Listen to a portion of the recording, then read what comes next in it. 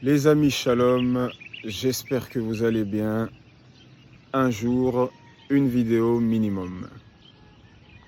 Et on a commencé à parler de l'évangile dans les vidéos précédentes. Et on a parlé des trois notions qu'on trouve en Ésaïe 52, verset 7. Et on a vu de façon sommaire, sans trop rentrer dans trop de détails, on a vu la Yeshua, on a vu le Shalom, et aujourd'hui on va voir la dernière notion, en tout cas celle qui est parmi les notions qui sont citées en Ésaïe 52, 7, la notion de la Malchut. Ésaïe 52, 7 dit « Omer les Sion malach Elohai » qui dit à Sion, ton Dieu règne. Et de cette phrase, Malach Elohai, ton Dieu règne, on a tiré la notion de la Malchut, le règne de l'Éternel. Malchut Adonai, le règne de l'Éternel. Et ce messager de bonne nouvelle, qu'on identifie à Yeshua, lorsqu'il se présente à tout Israël, sa prédication c'était « Repentez-vous, car le royaume des cieux est proche. » Shuvu ki karva malchut hashamayim. Et cette phrase qui est si célèbre dans les évangiles est souvent mal comprise. Cette notion même du royaume des cieux est souvent mal comprise. Et il faut comprendre que les notions que vous trouvez dans les évangiles, dans les lettres des apôtres, je l'ai déjà dit pour le baptême, ne sont pas tirées du chapeau. Ce ne sont pas des choses qu'on tire du chapeau. Ce sont des choses qui ont une racine dans l'écriture. Et même si le scribe instruit des choses qui concernent le royaume des cieux est semblable à un maître de maison qui tire de son trésor des choses nouvelles et des choses anciennes, et donc qu'il peut y avoir des choses nouvelles, même ces choses nouvelles ont leur racine dans l'écriture. Et donc quand on parle du royaume des cieux, ce n'est pas quelque chose qui est tiré du chapeau, qui arrive comme ça dans l'histoire comme un cheveu sur la soupe. Non, c'est quelque chose qui a sa racine dans l'écriture. Et il y a, quand on consulte un peu les différents courants religieux qui croient en Yeshua, on peut trouver diverses versions de la croyance de ce que c'est que le royaume des cieux, ou encore le royaume de Dieu. Tout ça, ce sont des synonymes. Et si on ne comprend pas, on va penser, comme le font certains, que le royaume des cieux, c'est le fait d'aller au ciel. Comme pensent beaucoup de chrétiens, le but, c'est qu'on ira au ciel. Et vous avez des belles louanges où on nous promet d'aller au ciel. On nous vante ça comme étant l'objectif, d'aller au ciel. Et qu'est-ce qu'on entend par aller au ciel? C'est-à-dire que la finalité, c'est qu'on vivra au ciel.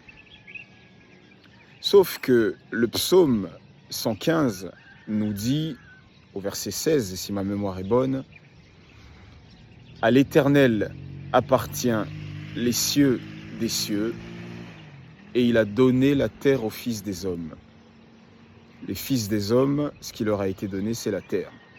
Et Yeshua le dit, personne n'est monté au ciel. Et lorsque Yeshua prononce ce qu'on appelait les béatitudes, heureux, heureux, heureux, à un moment donné, il dit heureux, je ne sais plus s'il parle des humbles ou car ils hériteront la terre. Ils n'hériteront pas le ciel.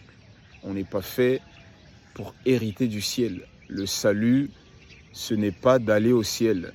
Nous n'avons pas été créés pour vivre au ciel. Aussi déroutant que ça puisse paraître, c'est une réalité. Nous vivrons sur terre.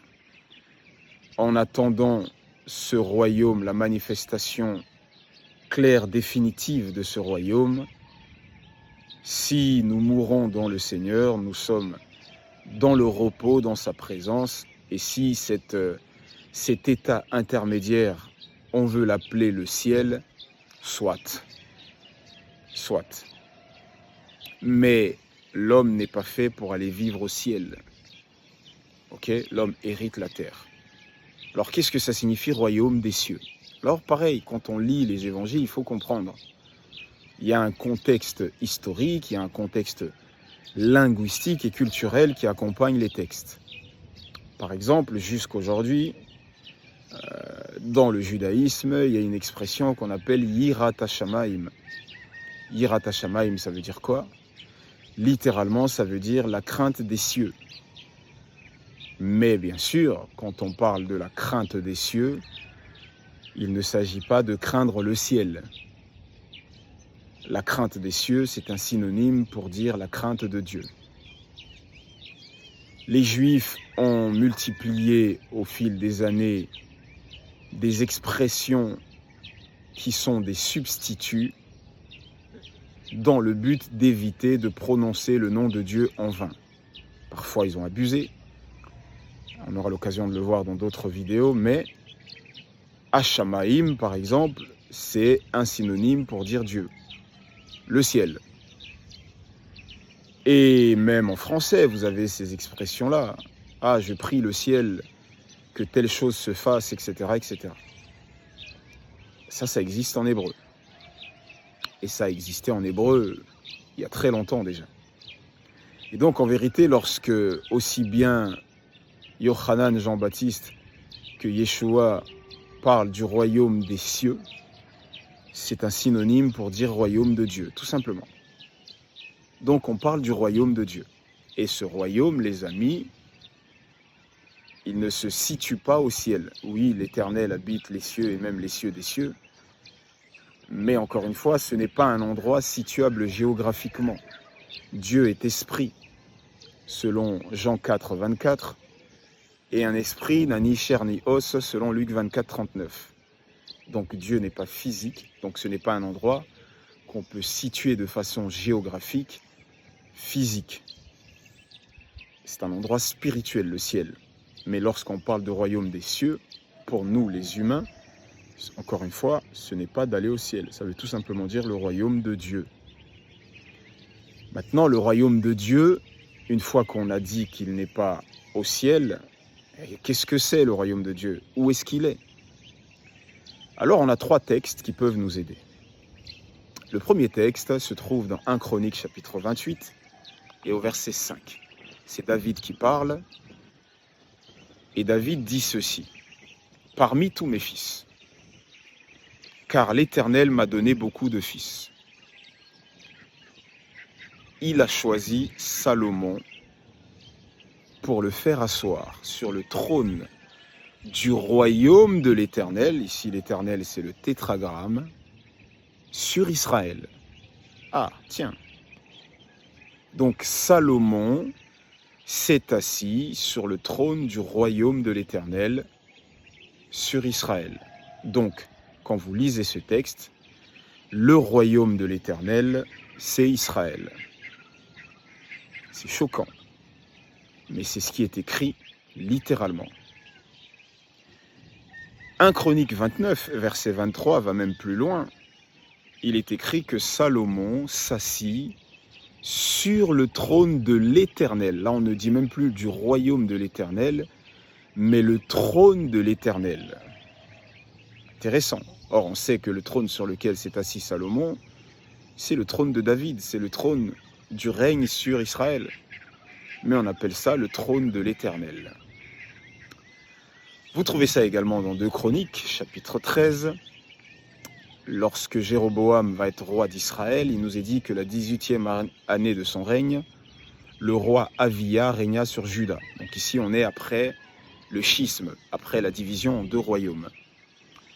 Et Jéroboam, qui était un roi mauvais, impie, va régner sur le royaume du nord, et la 18e année de son règne, Avia va régner sur le royaume du sud. Et il va y avoir guerre entre les 2 royaumes, Et dans cette guerre, ils vont s'invectiver verbalement. Et les hommes de Juda vont citer aux hommes du royaume du Nord tous leurs péchés. Et au verset 8 de Chroniques 13, 8, ils disent « Vous voulez vous emparer », je ne sais plus comment c'est dit exactement, je le dis de tête, mais vous cherchez à vous emparer du royaume de l'Éternel, qui est entre les mains des fils de David. Vous voyez ici? Donc quand on harmonise ces trois textes, qu'est-ce qui est entre les mains des fils de David? Le règne, la domination sur Israël. Et quand on harmonise ces trois textes, on se rend compte de quoi? On se rend compte que le royaume de l'Éternel, c'est Israël, et le royaume de l'Éternel, c'est la maison de David qui règne sur Israël par décret divin. Ça, c'est ce qu'on appelle le royaume de l'Éternel.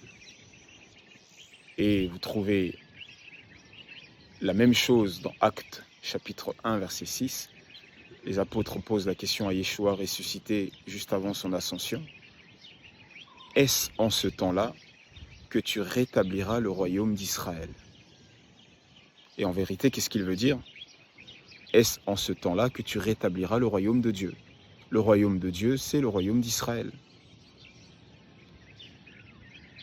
Vous trouvez la même chose dans l'Évangile. Yeshua discute avec les pharisiens, les sadducéens, les scribes, etc. Et il donne la fameuse parabole des vignerons. Et il leur dit, c'est pourquoi le royaume vous sera enlevé et sera donné à une autre ethnée. Alors on traduit une autre nation. Ethnée, ethnée peut signifier nation, effectivement. Mais ethnée, ça peut aussi signifier une communauté, un peuple, etc., etc. Donc le royaume vous sera enlevé, c'est-à-dire la direction sur Israël, vous sera enlevé et sera donné à une autre communauté qui en rendra les fruits. Et cette communauté, c'est les apôtres. Comme il le dit en Luc, chapitre 22, aux apôtres, « Vous êtes de ceux qui avez persévéré avec moi dans mes épreuves. C'est pourquoi je dispose du royaume en votre faveur. Et au renouvellement de toutes choses, vous serez assis sur 12 trônes et vous jugerez les 12 tribus d'Israël. » Donc le royaume de l'Éternel, le royaume des cieux, c'est le royaume d'Israël rétabli. À l'époque de Salomon, c'était le royaume des cieux. C'était le royaume de Dieu, c'était le royaume de l'Éternel. C'est pas moi qui le dis, c'est l'Écriture. Le royaume des cieux, c'est quoi? C'est le peuple de Dieu rassemblé sur la terre où Dieu veut qu'il soit, avec à sa tête un roi que Dieu a choisi, qui suit sa parole, avec toutes les, comment dire ça, toutes les couches de son peuple à leur place, les sacrificateurs à leur place, les anciens à leur place, le peuple à sa place, la parole qui est respectée et la volonté de Dieu qui est faite. Quand on est dans une telle situation, c'est le royaume de Dieu. Ça peut choquer, ça brise les conceptions auxquelles on est habitué, mais c'est scripturaire. C'est le royaume de Dieu. Et au dernier jour, lorsque le Seigneur reviendra, ce royaume sera manifeste et il s'étendra sur toute la terre. Il partira de Jérusalem, la ville du grand roi, et il s'étendra sur toute la terre. Voilà la notion de ce qu'on appelle le royaume de Dieu. Maintenant, il y a d'autres détails à voir là-dessus, mais dans cette première vidéo, on va s'arrêter à ces simples notions. Shalom à vous. Et avant de vous dire shalom, je suis obligé, c'est plus fort que moi. Regardez ça. Regardez cette merveille. Waouh! Magnifique. Magnifique. Et une dernière merveille pour finir. Regardez ça. Regardez cette merveille. C'est pas beau ça, les amis? Regardez. Magnifique, magnifique, magnifique. Voilà. Shalom à vous et bonne journée.